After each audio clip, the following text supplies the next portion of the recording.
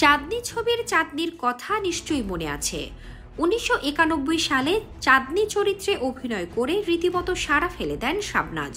কিন্তু ১৮ বছর ধরে তিনি আর অভিনয়ের সঙ্গেই নেই। ঢাকার উত্তরায় থাকেন স্বামী, সন্তান ও সংসার নিয়ে।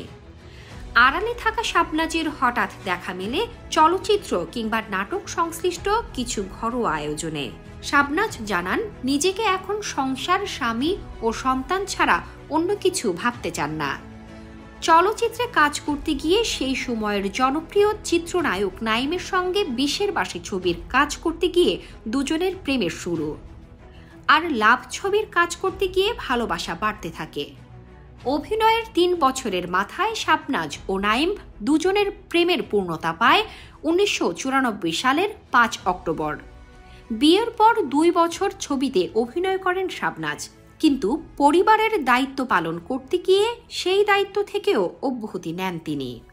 ৯০-এর দশকের সোনালী পর্দার উজ্জ্বল তারকা মৌসুমী কেয়ামত থেকে কেয়ামত ছবিটি দিয়েই মানুষের মনে জায়গা করে নেন।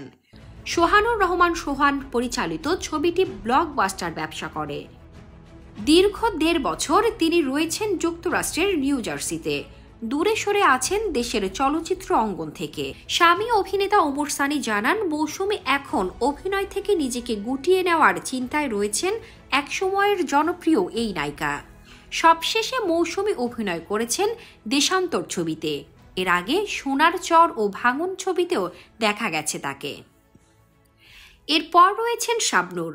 মাত্র ১৪ বছর বয়সে চলচ্চিত্রে কাজ শুরু, টানা ১.৫ যুগ এই মাধ্যমে কাটিয়ে দিয়েছেন এই নায়িকা। বৈচিত্র্যময় চরিত্রে অভিনয় করে সমসাময়িক নায়িকাদের মধ্যে ঢালিউডের সেরা আসনটি নিজের করে নিয়েছিলেন শাবনূর। আজও শাবনূর চর্চিত একটি নাম। এক যুগের বেশি সময় ধরে অভিনয়ে অনিয়মিত তিনি। বিয়ে করে সংসারী হয়েছেন। পরিবারের সবাইকে নিয়ে বসবাস করছেন অস্ট্রেলিয়ার সিডনিতে। দীর্ঘদিন অভিনয় জীবনে শাবনূর অভিনয় নিয়ে যতটা প্রিয় হয়েছিলেন, আবার নানা স্ক্যান্ডেলও তাকে জেঁকে ধরেছিল। তবে এসবকে পাত্তাই দিতেন না ঢালিউডের এই দাপুটে নায়িকা। শাবনূরকে নিয়ে প্রেমের গুঞ্জন কম হয়নি। তারকার পাশাপাশি ব্যবসায়ীদের ঘিরেও গুঞ্জনের ডালপালা ছড়িয়েছিল। তবে শাবনূর আনুষ্ঠানিকভাবে জানান, তিনি ২০১১ সালের ৬ ডিসেম্বর ব্যবসায়ী অনেক মাহমুদের সঙ্গে আংটি বদল করেন। পরের বছরের ২৮ ডিসেম্বর তারা বিবাহ বন্ধনে আবদ্ধ হন। এরপর একসময় পাড়ি জমান প্রবাসে।